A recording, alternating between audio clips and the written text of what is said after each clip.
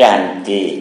आज 12 जून के बाबा के महावाक्य हैं कि तुम्हें अभी ज्ञान की दृष्टि मिली है, इसलिए तुम्हारा भटकना बंद हुआ। तुम शांति धाम सुख धाम को याद करते हो। और बाबा ने यह भी कहा है कि तुम देवताएं सारे विश्व पर राज्य करते हो, उसका कारण एक ही है, एक मत है ना। जहाँ एक मत होती है वहाँ पर वजीर रखने की भी दरकार नहीं होती है। तो कितनी जबरदस्त बात बताई है बाबा ने कि हमेशा हमें सत्य के लायक बनना है। तो बाबा हमेशा कहते हैं कि तुम्हें निर्विकल्प होना है, यानी मन में जब दो विकल्प आ जाए, यह करूं या वह करूं, वह आत्मा सत्य के ऊंचे पद में कभी नहीं जा सकती है ना। क्योंकि कैसा है, मन कंफ्यूजन में रहेगा। और कंफ्यूजन का स्थिति क्या है, उसको थोड़ा गहराई से समझते हैं। दादियों में, ब्रह्मा बाबा में और हम आत्माओं में क्या फर्क है? फर्क यही है कि बाबा मुरली के द्वारा जो बात कहते हैं, मुरली के द्वारा जो सजेशन देते हैं, तो उनका मन सीधा मान लेता है और वही सजेशन आत्मा को सीधी दे देते हैं। कंफ्यूज नहीं रहते कि ऐसा करूं नहीं करूं, है ना। बाबा पे पूर्णतया निश्चय बुद्धि के साथ बाबा ने ऐसा कहा है तो वही सजेशन आत्मा को देते हैं और फिर वही काम आत्मा करने लग जाती है। और हम आत्माओं में से क्या होता है, हमारा मन पूरी तरह से बाबा की मत को नहीं मानता है, श्रीमत यानी पूरा सजेशन को नहीं मानता है। तो क्या होता है फिर काम आत्मा के पास उल्टे सुलटे चले जाते हैं और जिसकी वजह से फिर क्या होता है, परेशानियां बढ़ जाती हैं।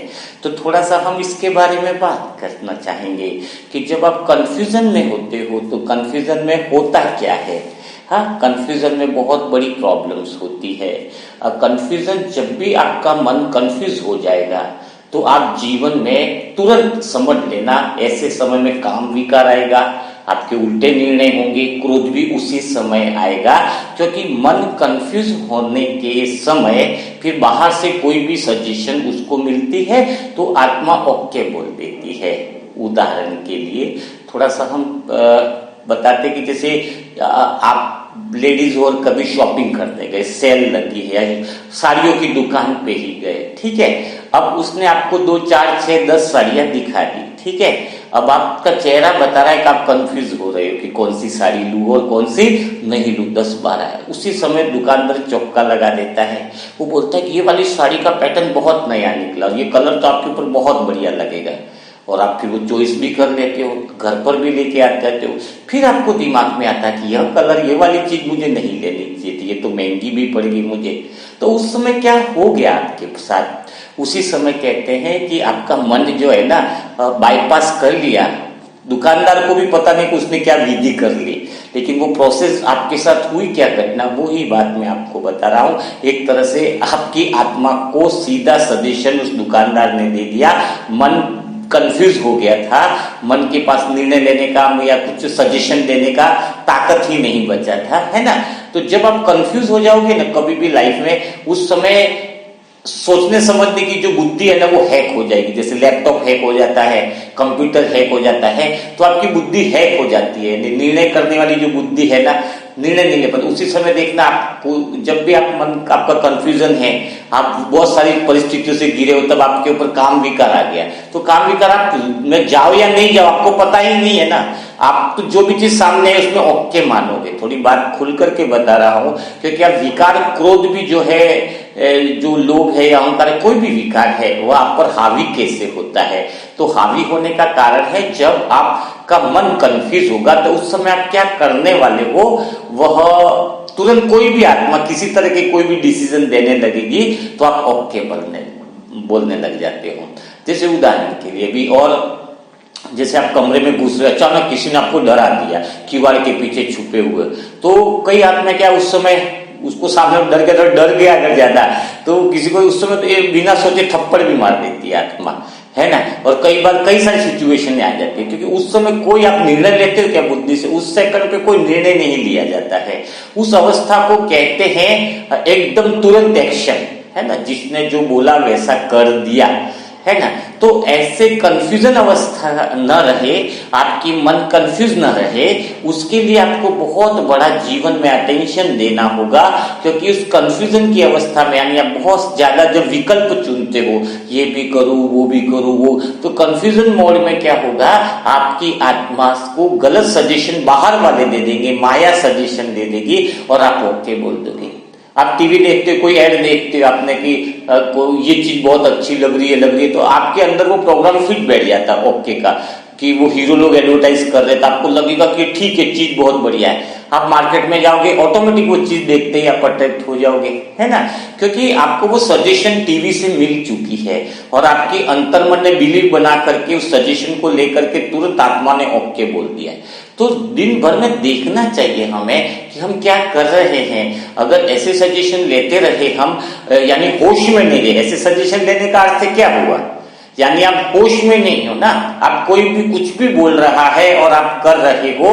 आज छोटे छोटे बच्चे हैं, युवा बच्चे हैं, वो क्यों किसी को मर्डर करना है या ऐसी कोई बात आ जाती है तो क्यों वो ओके बोल देते हैं, क्योंकि वे कंफ्यूजन में हैं। और कंफ्यूजन वाला जो इंसान जो होता है वो बहुत ज्यादा जीवन में गलत निर्णय ले लेता है। तो आपको अभी होश में खुद भी रहना है, आसपास वाली आत्माओं को भी होश में रखना है। आप किसी का सजेशन ओके मत करो, और जब आपका मन कंफ्यूजन में है, ज्यादा किधर भी आपको जाना नहीं है। तो आज हम बात करेंगे कि आपका मन एक मत बन जाए, जैसे कि आज बाबा ने कहा कि एक मत ऐसा हो जाए कि आप निर्विकल्प हो जाओ, निसंकल्प हो जाओ। और निसंकल्प होने के लिए हमें क्या करना होगा, भगवान की बातों को ही सजेशन के रूप में लेना होगा।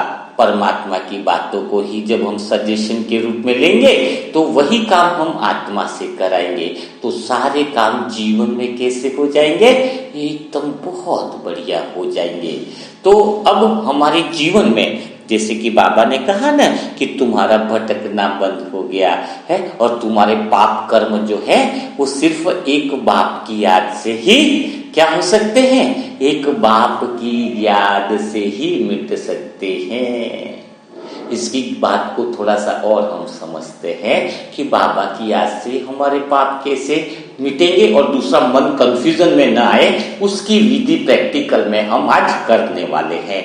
तो आप बिल्कुल तैयार रहिएगा, शांत चित्त होकर के ही आप अपने रूम में या चेयर पर बैठिएगा, ताकि हमारे बाबा के मुरली मंथन में ज्ञान, योग, धारणा, सेवा चारों सब्जेक्ट पूरे हो जाए, है ना। बाबा मुरली के द्वारा चारों चीजें क्या करता है, चारों चीजें हमें करा देता है। तो अभी बात क्या चल रही थी कि जैसे बाबा ने कहा कि बाबा की याद से पाप कटेंगे, इसका अर्थ क्या है, इसका अर्थ समझो, है ना। हम हमेशा सुनते हैं कि बाबा की याद से पाप कटेंगे, बाबा की याद के अलावा कोई तरीका ही नहीं है। बाबा ने स्पष्ट लाइन में बोला है कि बाबा की याद के अलावा दुख या पाप मिटाने का कोई और तरीका नहीं। इसका अर्थ है कि जैसे आपके पास 80 रुपए के पुण्य कर्म है, उदाहरण के लिए आपके पास 80 पुण्य कर्म है, ठीक है, और आपके पास 20 पाप कर्म है ना। अब कोई व्यक्ति पुण्य कर्म बढ़ा देता है, यानी लोगों को दान देता है, लोगों को कपड़े बांटता है, गरीबों की मदद करता है ना। तो उसके पुण्य कर्म और 80 से कितने हो गए, 90 हो गए, ठीक है। और इधर पाप कर्म कितने हैं, उसके पास 20 है। तो भले 90 पुण्य कर्म हो गए तो 20 कट नहीं होंगे उसमें से, 90 माइनस 20, पुण्य कम पाप कम है और पुण्य ज्यादा है, तो 90 में से 20 घटा दो तो 70 बचे, तो पुण्य 70 हो गए एवरेज में। ऐसा नहीं चलता है। बाबा ने स्पष्ट कहा है, क्या कहा है, अगर तुम्हारे पास 90 रुपए के पुण्य है, 90 पुण्य है, तो तुम पुण्य भी भुगतोगे, लेकिन 20 रुपए का पाप कर्म किया हुआ है 20, तो तुम्हें पाप भी भुगतने हैं और पुण्य भी भुगतने हैं। पुण्य भुगतोगे बहुत बढ़िया मिलेगा, और 20 जो तुम्हारे पाप कर्म है उसको भी तुम्हें भुगतना है। ऐसा नहीं कि 90 में से 20 माइनस हो जाए। लेकिन बाबा ने एडवांस से दिया है भगवान के बच्चों के लिए, बाबा ने अपने बच्चों के लिए। यह फार्मूला दुनिया वालों के लिए है, क्योंकि दुनिया वाले चाहे कितना भी पुण्य कर ले, उनके हिस्से के जो पाप कर्म है वह ज्यादा पुण्य कर्म करने से मिटने वाले नहीं है। लेकिन हम बच्चों के पास ऑप्शन है कि हम वह पाप कर्म मिटा सकते हैं। और उसका सहज विधि क्या बताया बाबा ने? बाबा को याद करना। जितना हम बाबा के योग में रहेंगे ना, तो योग ही एक साधन है जो हमें पाप कर्म से मुक्त दिलाएगा। एक बाबा की याद ही है जो पापों को मिटा देगा। दुनिया वालों के लिए चाहे वो कितने भी पुण्य कर दे, कितने अनाथ आश्रम बना दे, कितने कपड़े बांट दे, लेकिन उनको अपने हिस्से के पाप कर्म है वह भस्म नहीं होंगे। जो पुण्य करेंगे उनका फल मिलेगा, लेकिन जो पाप करते जा रहे हैं और जो पाप बढ़ते जा रहे हैं उनको उनकी सजा मिलेगी। तो हम जब मनसा सेवा से जब हम दुआ करते हैं ना, तो एक्चुअल में होता क्या है, हम बाबा की याद के जब वाइब्रेशन देते हैं तो उस आत्मा को पुण्य बल मिलता है। आज बाबा ने को भोग भी लगाया ना अपने किसी परिवार की आत्मा के नाम निमित्त, अपने निमित्त, आपको पता है कितना फायदा है। हम सब आत्माएं आपके भले के लिए बोलती हैं। कारण कैसा है? बाबा के नाम का करना, बाबा के नाम से निमित्त बना के करना, चाहे वो परिवार का भी कोई सदस्य क्यों न हो, सीधा बाबा की याद से पुण्य कर्म होने से वह पाप कर्म को जो खाता है वह भस्म होता है। पाप कर्म मिटता जाता है बाबा की याद से। तो जब हम बाबा की याद के वाइब्रेशन अपने लौकिक परिवार वाले बच्चों को भी देते हैं तो हमारे पास हथियार है उनके पापों को मिटाने का। वो खुद तो भगवान से नहीं जुड़े हैं ना, तो हम तो जुड़े हुए हैं ना, तो हम उनके लिए वह योग बल कर सकते हैं, बाबा की याद के वाइब्रेशन दे सकते हैं। तो यहाँ तक आपको बात समझ में आ गई ना? है कितना भी पुण्य कर लो, लेकिन बाबा की याद के बिना पाप मिट नहीं सकते। पुण्य बढ़ जाएंगे लेकिन पाप नहीं मिटेंगे। तो बाबा ने ये बात क्लियर करी है, तो उसको आपको गहराई से समझना है। थोड़ा सा और हम इसको गहराई से लेंगे, तो गहराई से और लेने का मतलब है कि अगर हम बाबा की नॉर्मल याद कर रहे हैं, जैसे चलते फिरते याद कर रहे हैं बाबा की, है ना, जैसे आज बाबा ने मुरली में कहा ना कि भक्ति मार्ग में भी पुकारते हैं, मुक्ति जीवन मुक्ति है, लेकिन तुम्हें 21 जन्म की राजाई प्राप्त करने के लिए अपने पूर्णतया पापों को क्या करना है? खत्म करना है। तो नॉर्मल जब हम बाबा की याद करते हैं ना, तो उसमें हमारा क्या होता है, उतना पाप कर्म विनाश नहीं होता है, इतना फास्ट गति से नहीं होता है। और जब बाबा ने कहा ना अपने आप को आत्मा समझो देह को भूल कर, तो इसकी अवस्था क्या है? योग की अवस्थाओं को सुनो। जब हम अशरीरी हो जाते हैं, है ना, एक तो आत्मा की अवस्था क्या होती है कि जब हम आत्मा समझने लगते हैं, तो एक तो होता है कि हमें बॉडी का भान नहीं रहा, देह की बिल्कुल याद नहीं रही, तो वहां पर हमारा मन कैसा है? मन बिल्कुल शांत है। लेकिन उस अवस्था में क्या होता है? नॉर्मल योग में मन हमेशा वापस काम करने की अवस्था में आना चाहता है। मन हमेशा शांति में ज्यादा बैठता नहीं, आदत नहीं है ना। तो जैसे ही आप आत्मा अपने सजेशन के द्वारा आत्मा को ओके बोलना चाहती हो कि मैं आत्मा भगवान के प्यार में लवलीन हो रही हूँ, धीरे धीरे मन बाहर की तरफ जाना चाहता है और दूसरे काम की तरफ बढ़ना चाहता है, दूसरे काम को बताना चाहता है। तो क्या होता है? हम थोड़ी देर आत्मा का अनुभव करते हैं और वापस वह मन, कॉन्शियस मन जिसको कह रहे हैं, है ना, वह क्या हो जाता है? वो और एक्टिव हो जाता है, बार बार एक्टिव हो जाता है। उसको हम सुलाते हैं और आत्मिक स्थिति का अनुभव करते हैं जिसमें परम आनंद है, परम प्रेम समाया हुआ है, भगवान की याद समाई हुई है, लेकिन वह मन हमारा विचलित करता है हमें। इसीलिए अगर हम आत्मिक स्थिति वाली याद अगर आधा 1 घंटा दबा करके बैठे जाए ना, तो हमारे बहुत पाप कर्म विनाश हो जाते हैं, है ना। और आपको पता है ओरिजिनल आत्मिक अवस्था में शरीर पे तुम सुई भी चुभोगे ना, तो भी तुम्हें एहसास भी, दर्द का भी एहसास नहीं कर सकते हो। इतनी गहरी आत्मिक अवस्था है। यह बात कोई अपनी तरफ से नहीं बताई जा रही है, ये ओरिजिनल अवस्था हमने अनुभव भी करी है। और ब्रह्मा बाबा ने भी देखा होगा, अपने होठ पर जब डॉक्टर ने बोला ऑपरेशन थोड़ा सा शून्य कर देता हूँ, एनेस्थीसिया दे देता हूँ, फिर आपको टाके लगाता हूँ, नहीं, ब्रह्मा बाबा ने कहा ऐसे ही कर लो, है ना। तो वो कौन सी कोई बड़ी बात नहीं थी। आत्मा क्या सी बिल्कुल मन उनका कैसा इतना कंट्रोल में था, ब्रह्मा बाबा का इतना नियंत्रण में था। नियंत्रण का अर्थ क्या है? नियंत्रण का अर्थ है कि वो अपने मन को ज्यादा समय तक स्लीप साइलेंस की अवस्था में लंबे समय तक रख लेते थे। वह उनकी आदत पड़ गई थी मन को मौन में रखने की। जब मन मौन में है ना, मन मौन में है तो वो क्या नहीं करेगा, शरीर की बातें नहीं करता, शरीर के सजेशन नहीं देता, तो आत्माएं एकदम परम आनंद में झूमने लग जाती है। आपको पता है परम धाम में आत्मा क्या कुछ भी क्यों नहीं करती है? क्योंकि वहां पे मन आत्मा को कोई सजेशन ही नहीं देता है कि तुम ये कर लो, तुम वो कर लो, तुम उसके पास चले जाओ। ऐसा बोलता है क्या परम धाम में मन? नहीं, परम धाम में मन बिल्कुल संपूर्ण प्योर अवस्था में, संपूर्ण मौन अवस्था में रहता है। जब वो कोई सजेशन देता ही नहीं है तो आत्मा को कुछ करने की जरूरत ही नहीं है, क्योंकि आत्मा तो अपने आप में परम आनंद में है। आत्मा जब सत्युग में आती है, नीचे आती है, तो मन सजेशन देना चालू कर देता है कि चलो वहां घूमने चलते हैं, चलो वहां का दृश्य देखते हैं, है ना। लेकिन सत्युग में जो मन आत्मा को सजेशन देता है वह बिल्कुल सतोगुणी सजेशन होता है। जो प्रोग्राम आत्मा में ऑलरेडी मूलभूत स्वभाव है, जो सुख देने वाला स्वभाव है, जो आनंद देने वाला स्वभाव है, तो मन बिल्कुल आत्मा को मालिक मानता है। उस समय वह जानता है कि मेरी आत्मा सब कुछ कर सकती है, तो वह मन कभी भी दुनिया के अधीन नहीं होता है। सत्युग में क्यों किसी की बात का प्रभाव मन पर नहीं पड़ता है, किसी का मोह का प्रभाव भी मन पर नहीं पड़ता है, क्योंकि मन को बिल्कुल स्मृति है कि मेरे मालिक के पास वह सब कुछ है, जो सब कुछ वह कर सकता है, संपूर्ण आनंद, संपूर्ण प्रेम, है ना। और जब मन को स्मृति गायब हो जाती है, मन मंत्री बुद्धि वजीर, है ना, और संस्कार पवित्रता की सेना है, तो सत्युग में जब मन भूल जाता है कि मेरा मालिक को भूल जाता है और दुनिया को अपना मालिक बनाने लग जाता है, रिश्तेदारों को ज्यादा महत्व देने लग जाता है, तो मन फिर क्या हो जाता है, दुखी होता है और गलत सजेशन भी आत्मा को देने लग जाता है। तो यहाँ तक आपको बात क्लियर हो गई ना।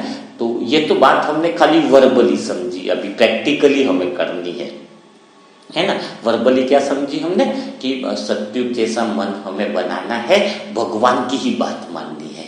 तो वो सजेशन बढ़िया, भगवान ने क्या बोला कि तुम्हारा मन मेरे को दे दो, है ना। मन मेरे को दे दो, इसका अर्थ क्या हुआ? भगवान कहता है कि तुम अपने मन में कुछ भी मत सोचो, वही सोचो जो मैं तुम्हें कहता हूं। वो क्यों बोलता है भगवान कि मैं बोलूं वही सोचो? ताकि तुम अपनी आत्मा को राइट बात कर सको, राइट सजेशन दे सको, राइट काम की बातें कर सको, विश्व कल्याण के कार्य में क्या बन सको, सहयोगी बन सको। तो उस तरह की जो बातें हैं वह परमात्मा हमें बताता है। तो आज हम क्या करते हैं, सबसे पहली बात, हमारे सारे जो विकर्म है ना, वो ज्यादातर बनते क्यों हैं? एक ही कारण से तो बनते हैं, और वो विकर्म बनने का कारण है हमारा मन की अस्थिरता। और मन की अस्थिरता यानी मन का कंफ्यूजन। और मन का कंफ्यूजन क्यों होता है? मन का कंफ्यूजन ज्यादातर होता है, एक तो हम समस्याओं में फंस जाते हैं, और जब हमारा मन कंफ्यूज हो जाता है अभी क्या करे क्या न करे, तो फिर माया है ना गलत गलत सजेशन दे देती है, और फिर आत्मा ओके बोल देती है। तो अभी हम आराम से काम करते हैं, आज से निर्णय लेते हैं कि बाबा जो बोलेगा ना वही काम हम करेंगे। जब हम ऐसा निर्णय लेते हैं कि बाबा कहेगा वही काम हम करेंगे, तो बाबा कहता है उसी पल उसी क्षण से मैं तुम्हारी जिम्मेदारियां स्वयं पर ले लेता हूं। यानी आत्मा में भी परमात्मा की सुप्रीम पावर हमारे अंदर आ जाती है। तो जब भी हम कंफ्यूजन में हो, जब भी हमारा मन समझ में ना आए, अस्थिरता हो, उस समय आपको ये एक प्रैक्टिस सदा काल के लिए बना देनी है, जिससे आपकी कंफ्यूजन उसी पल से दूर हो जाएंगे, आपको सही मार्गदर्शन मिल जाएगा, है ना। तो आपको क्या करना है, आप चेयर पर शांति से बैठ जाइए। बिल्कुल शांति से, गहरी शांति से बैठ जाइए। आपको यह विधि बहुत बढ़िया बाबा निमित्त बना के बता रहे हैं कि जब भी आपका मन विचलित हो, जब भी आपका मन समस्या में हो, जब भी आपका मन अशांत हो, तो तुम्हें यह विधि रेगुलर प्रैक्टिस करके तुम्हें अपने अंदर बसा लेनी है। तो चालू करते हैं। 2-5 मिनट की प्रैक्टिस है, जिससे आप क्या करोगे, बिल्कुल आत्मिक स्थिति में आ जाओगे, है ना। और जब आत्मिक स्थिति में आओगे तो आपके विकर्म, आपके पाप बहुत तेज गति से क्या हो जाएंगे, भस्म होते जाएंगे। और बाबा की याद ही है जो आपके पापों को खत्म कर सकती है। तो शांति से बैठ जाइए और अंदर चेयर पर, रूम पर, बेडरूम के अंदर बैठकर यह संकल्प को दोहराइए, इस बात को दोहराइए जो बाबा कहता है। बाबा कहता है कि अगर मैं जो कहता हूँ वह बात सीधी तुम मान लो, मैं जो कहता हूँ वही सजेशन अगर तुम मेरी मान लो, तो तुम्हारी सारी जिम्मेदारियां मैं ले लूंगा। बाबा के महावाक्य है कि अगर तुम अपना मन मेरे को दे दो, तुम मेरी बात मान लो, तो तुम्हारे सारे काम मैं कर लूंगा। यानी भगवान कहता है कि मैं ओके बोल दूंगा। तो भगवान तुम्हें समय देता है कि इसी पल तुम जिस जगह पर बैठे हो शांति से बैठ जाओ, अपने आप को भगवान के हवाले कर दो। अगले 10 मिनट के अंदर भगवान तुम्हारी सारी समस्याओं को, सारी जिम्मेदारियों को स्वयं पर लेने वाला है। और यह अभ्यास तुम्हें संगम युग में बहुत ऊंचाई पर ले जाने वाला है। स्वयं भगवान ने कहा है कि अगले 10 मिनट में तुम्हारे सर की सारी जिम्मेदारियां भगवान अपने ऊपर लेने वाला है। हाथों को रिलैक्स कर लो, चेहरे को शांत मुद्रा में बैठा लो, आंखों को, पलकों को बिल्कुल बंद मुद्रा धीरे धीरे बंद कर लो। और करना क्या है, अगले 10 मिनट तक मन को बिल्कुल रिलैक्स कर लो, बिल्कुल गहरी शांति में बैठा लो। अब स्वयं भगवान की बातों को स्वीकार करना है बिना लॉजिकल माइंड से। भगवान प्रैक्टिकल में अगले 10 मिनट में तुम्हारी सारी समस्याओं को लेने वाला है। अब भगवान जो विधि बता रहा है उसके लिए आप बहुत अच्छे से तैयार हो गए हो, क्योंकि अगला 10 मिनट में आप वही करने वाले हो जो भगवान आपसे कराने वाला है। अगला 10 मिनट अपने जीवन के तुमने भगवान को समर्पित कर दिया है, स्वयं को भगवान के हवाले अर्पण कर दिया है। कहते हैं तन मन धन तेरा मेरा का लागे, यानी आपका क्या लागे, सब कुछ तो भगवान का है। तो अगले 10 मिनट तक में भगवान आपकी सारी जिम्मेदारियों को लेने वाला है। भगवान के वचन एकदम सत्य होते हैं, भगवान की कही हुई हर बात आपके लिए वरदान है। अगले 10 मिनट के लिए बिल्कुल शांत चित्त हो जाओ, मन को शीतलता में जा रहा है। आपको बस यही काम करना है कि आपको लंबी गहरी श्वास लेनी है, और जैसे ही श्वास लोगे और श्वास को बाहर निकालोगे तो यह रियलाइज करना है कि वापस निकलती हुई श्वास से आपकी सारी समस्याएं और जिम्मेदारियां भगवान ले रहा है, और आप रिलैक्स रिलैक्स रिलैक्स होते जा रहे हो। तो तैयार हो जाओ, एक लंबी गहरी श्वास अंदर की तरफ ले लो, एक लंबी गहरी श्वास अंदर ले लो, और वही श्वास 10वें मिनट में है। आप जैसे ही श्वास बाहर निकाल रहे हो, आप रिलैक्स होते जा रहे हो, रिलैक्स होते जा रहे हो।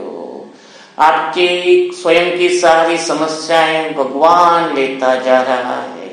जैसे ही आप श्वास छोड़ते जा रहे हो, जैसे ही आप श्वास छोड़ते जा रहे हो, सारी समस्याएं परमात्मा ले रहा है। आप और रिलैक्स होते जा रहे हो, गहरी शांति में जाते जा रहे हो। आसपास की सारी आवाजें आपको गहरी शांति में लेती जा रही है। सारी आवाज गहरी शांति का वायुमंडल बनाती जा रही है। आप और लंबी गहरी श्वास ले रहे हो। जैसे ही 10 से 1 तक काउंट करेंगे, आपकी सारी जिम्मेदारियां परमात्मा ले लेगा। जैसे ही आप गहरी श्वास लेकर बाहर इसको धीरे से सांस को, लंबी गहरी श्वास को छोड़ दो। जैसे ही आपने श्वास को छोड़ा, आप और रिलैक्स होते जा रहे हो और गहरी शांति में जा रहे हो। बाबा आपकी सारी समस्याओं को, सारी जिम्मेदारियों को लेता जा रहा है। 8, जैसे ही आप और गहरी श्वास लेकर छोड़ते जा रहे हो और डीप गहरी शांति में जा रहे हो, मेरे शब्द आपको एहसास करा रहे हैं। आप वही करते जा रहे हो जो भगवान आपसे चाहता है। आप और रिलैक्स होते जा रहे हो। आपके परिवार की सारी जिम्मेदारियां भगवान लेता जा रहा है। सारी रेस्पॉन्सिबिलिटी भगवान लेता जा रहा है। जैसे ही आप 7वीं सांस लेते हो और गहरी श्वास लेकर वह श्वास बाहर की तरफ छोड़ते हो, आपकी सारी बिजनेस की, काम की, धन की जिम्मेदारियां बाबा ले रहा है और आप और गहरी शांति में जा रहे हो, डीप रिलैक्स जाते जा रहे हो। आपको बाबा के शब्द और गहरी शांति में ले जा रहे हैं। वह पल आता जा रहा है जब भगवान सारी जिम्मेदारी आपकी परमात्मा ले रहा है। जैसे ही आप 7, 6, 5 की गहरी श्वास लेते हो, तीनों श्वासों को धीरे धीरे धीरे धीरे बाहर की तरफ छोड़ते हो, बाहर की तरफ छोड़ते जा रहे हो और गहरी शांति में जाते जा रहे हो और डीप रिलैक्स होते जा रहे हो, स्लीप में जाते जा रहे हो। सारी जिम्मेदारियां परमात्मा ले रहा है। आप भगवान की बात को मानते जा रहे हो। भगवान आपसे प्रसन्न होता जा रहा है। आप दिल से सारी जिम्मेदारियां जैसे ही श्वास छोड़ते हो बाबा को देते जा रहे हो। हर श्वास जैसे जैसे आप छोड़ते जा रहे हो, परमात्मा जिम्मेदारी आपकी लेते जा रहा है। आपका मन सकारात्मक ऊर्जा से भरपूर हो गया है।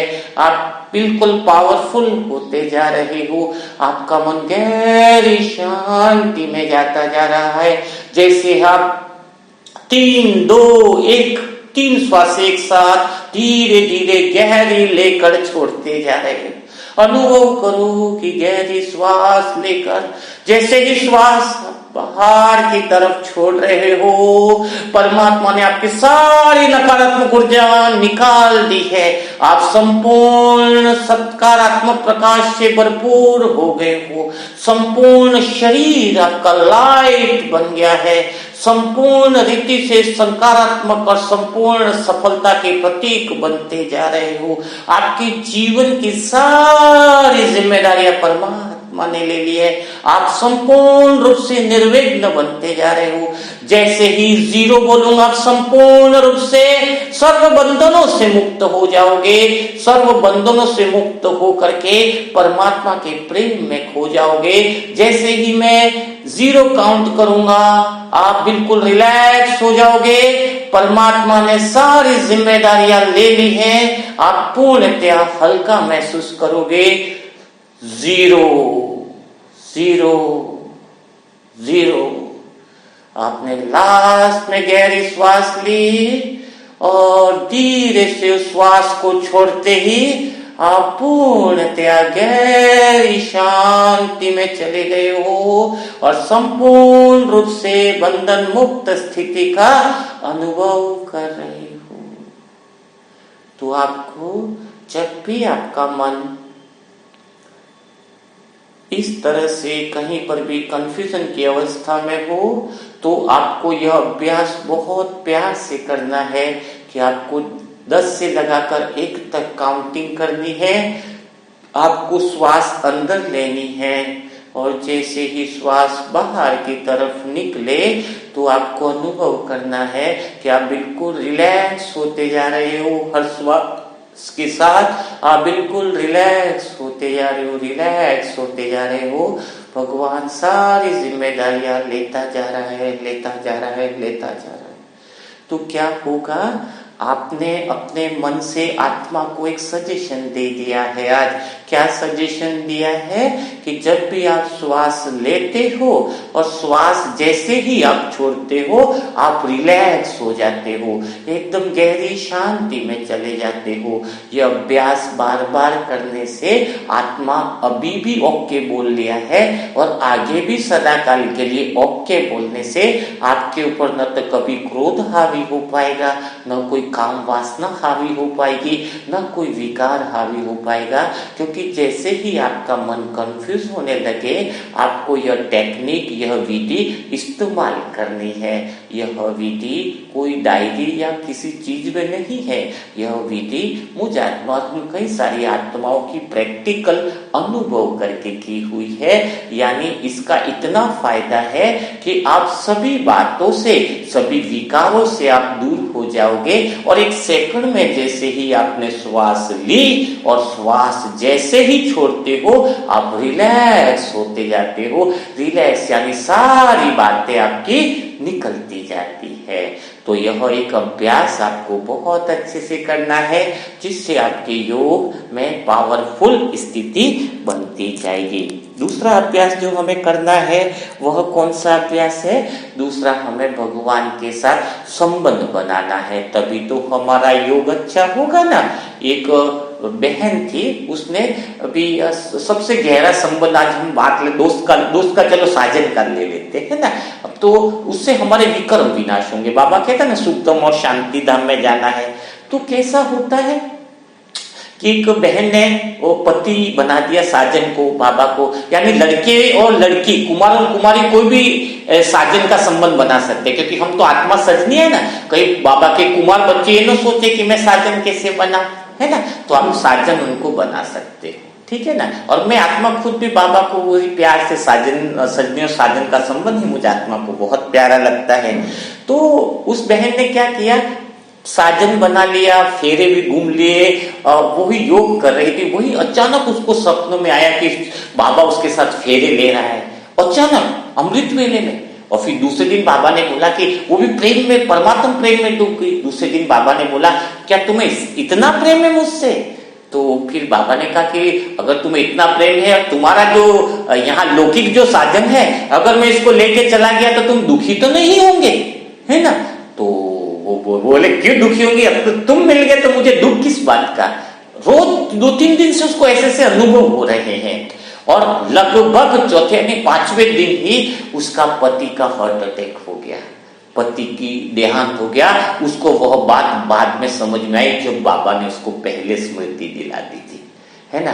तो बाबा का संबंध जो है ना वो कल्पनाओं वाला नहीं है, प्रैक्टिकल में है, दिल से है। वो सूक्ष्म फरिश्ता है, हर संबंध को निभाता है, हर संबंध को प्रैक्टिकल अनुभव करने की जरूरत है। बाद में उसने अपने 2 बच्चे थे, उनको भी क्या बताया कि यह तुम्हारे पापा है। छोटे बच्चे थे तो उनको बोला यह तुम्हारे पापा है, जब भी कोई सामान लाना है तो पापा को, ये करना है तो पापा। वो उनको पापा ही बोलने लग गए बच्चे।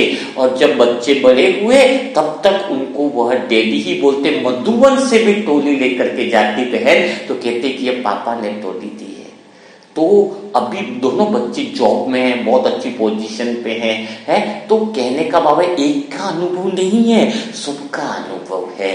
तो आप आत्माएं भी क्या करो, तैयार हो जाओ, उसके साथ गहरा संबंध का अनुभव करो। संबंध का अनुभव दिल से होना चाहिए, नहीं कि मेरा दोस्त है या मेरा साजन है।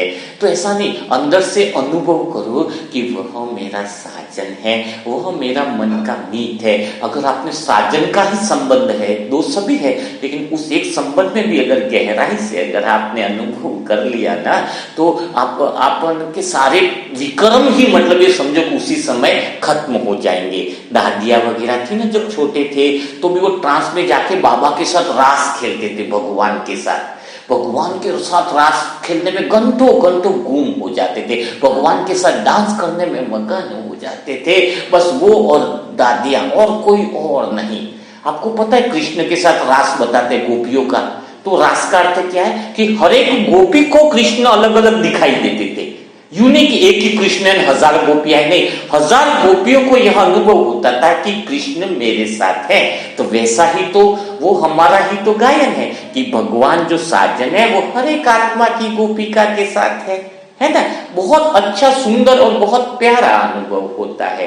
चलो एक और प्रैक्टिकल कर लेते हैं। आप शांति से बैठ जाइए और भगवान के साथ जो आपका करीब का संबंध, जो साजन है, आज हम सब आत्मा सजनियां बन करके उस भगवान के साथ परम प्रेम में डूब जाते हैं। ठीक है, उस परम प्रेम में डूबकर बड़ा आनंद लेते, सब मन को भूल जाओ। डांस करना है लॉजिकल में, यानी क्या है, लॉजिकल मन को भूल जाओ। जहां भगवान का प्रेम होता है वहां जहां शर्तें होती हैं, वहां भला प्रेम कैसे हो सकता है। सोचो तुम्हारी आत्माओं की आज साजन के साथ सगाई है और 10 दिन बाद शादी है और तुम आत्मा तैयार हो रही हो संपूर्ण फरिश्ता रूप के अंदर, है ना। आप बिल्कुल चैन पर शांति से बैठे हो, लेकिन अनुभव करो कि आज जो है वो हम आत्माओं की जो सगाई है परमात्मा के साथ हो रही है। तो एक आत्मा की सगाई जब परमात्मा के साथ हो रही है तो इतना ऊंचे पे ऊंचा भगवान जो आपके साथ सजनी और साजन का संबंध है, तो कितना मजा आना चाहिए। आप मनमोहिनी माउंट आबू के अंदर हो, माउंट आबू के अंदर कॉम्प्लेक्स के अंदर अनुभव करो कि आप 10वें फ्लोर पर हो। कौन से फ्लोर पर हो? 10वें फ्लोर पर हो और नीचे 2 घंटे बाद आपकी सगाई होने वाली है।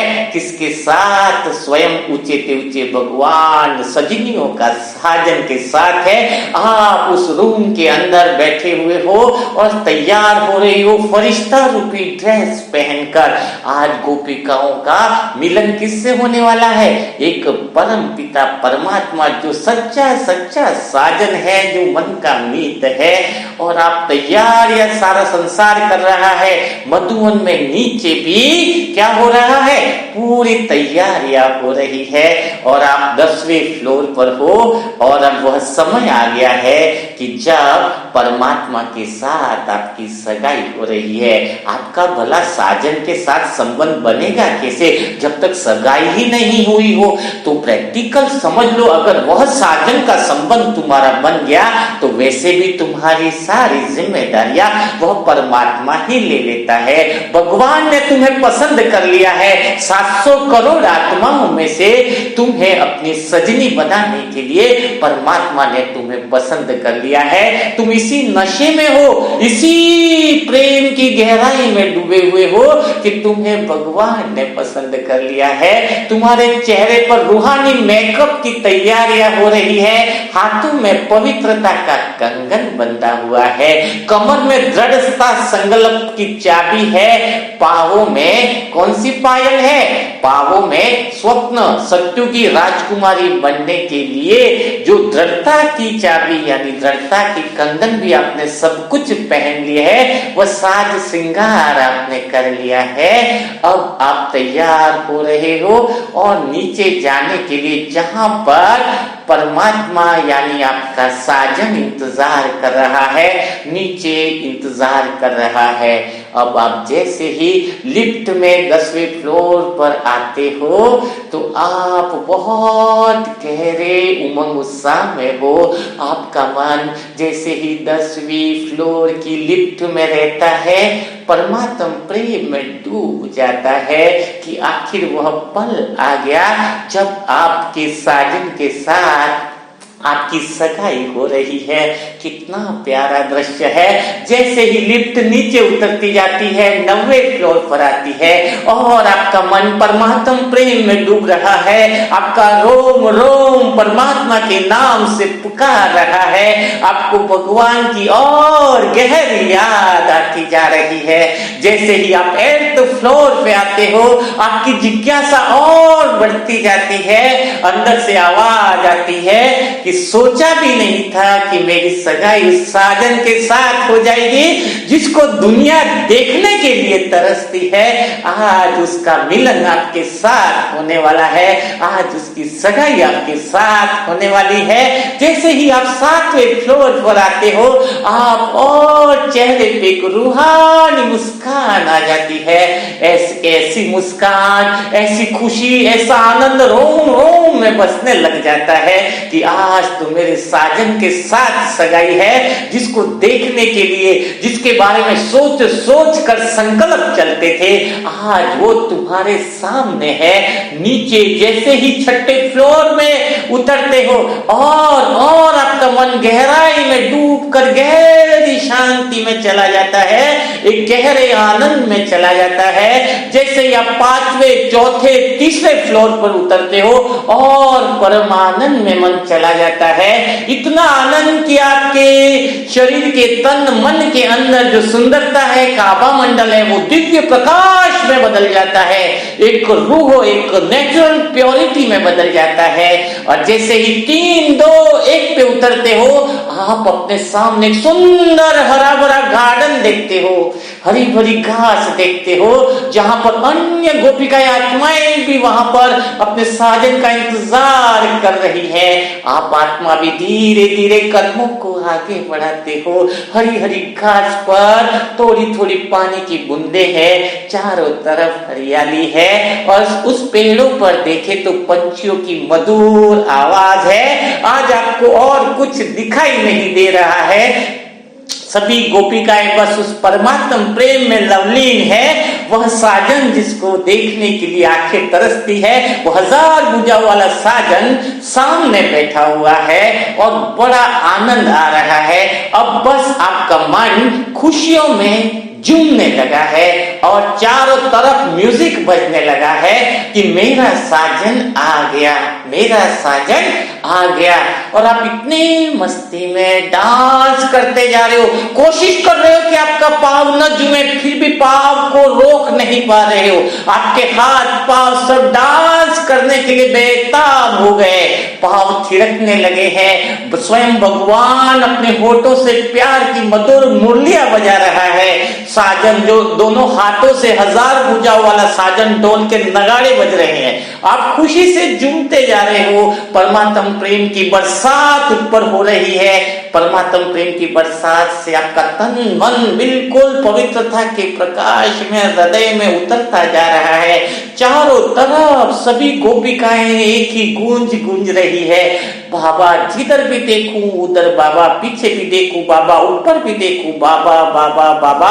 और उस डांस में मगन हो गए हो कि बस पाना था सो पा लिया और कुछ पाने की तमन्ना नहीं।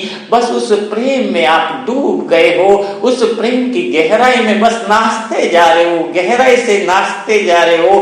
बस प्रभु प्रेम की मस्ती आपके ऊपर छाई हुई है और कुछ दिखाई नहीं दे रहा है। आपका मन पूरी तरीके से शांत हो गया है। आप पूरी तरीके से उस माहौल में ढंग गए हो जहां पे चारों तरफ बाबा भी बहुत मधुर संगीत बजा रहा है, मानो तबले की धुनक रही हो और चारों तरफ मधुर संगीत बह रहा हो। ऐसे प्रेम के अंदर, ऐसा गहरे एहसास में आप डूब गए हो और धीरे धीरे आप जैसे ही उस एहसास से बाहर आते हो, धीरे धीरे अपनी आंखों को खोलते हो, आप स्वयं को परमात्म प्रेम से भरपूर अनुभव करते हो। वह परमात्म प्रेम जो आपके बहुत करीब पहुंचा हुआ है, आपके हृदय के बहुत निकट पहुंच चुका है। आप महसूस कर रहे हो कि भगवान के साथ आपका जन्म जन्मांतर का संबंध बन गया है। वह संबंध जो इसको कोई तोड़ न सके, जिस संबंध में प्रेम की गहराई है, आपके हृदय के अंतर्मन तक परमात्म प्रेम छू चुका है। परमात्म प्रेम में आप डूब चुके हो। आपके शरीर पर, आपके तन मन पर परमात्म प्रेम की गहरी पवित्रता की बरसात ने आपके मन को पूर्णतया शीतल कर दिया है, गहरी शांति और प्रेम में डुबा दिया है। ऐसे गहरे एहसास के लिए, ऐसे गहरे प्रेम में डुबाने के लिए बाबा को कोटि कोटि शुक्रिया शुक्रिया शुक्रिया।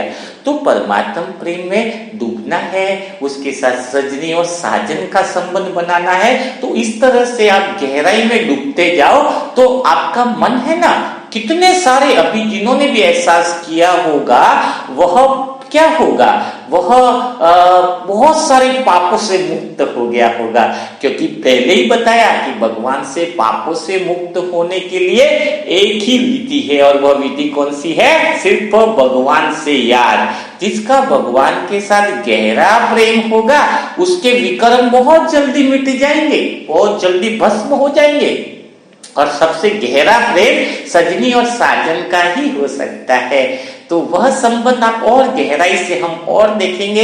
तो आप लोगों को कैसा मुरली मंथन में किस तरह से क्या अनुभव हुआ वह कमेंट बॉक्स में जरूर लिखिएगा।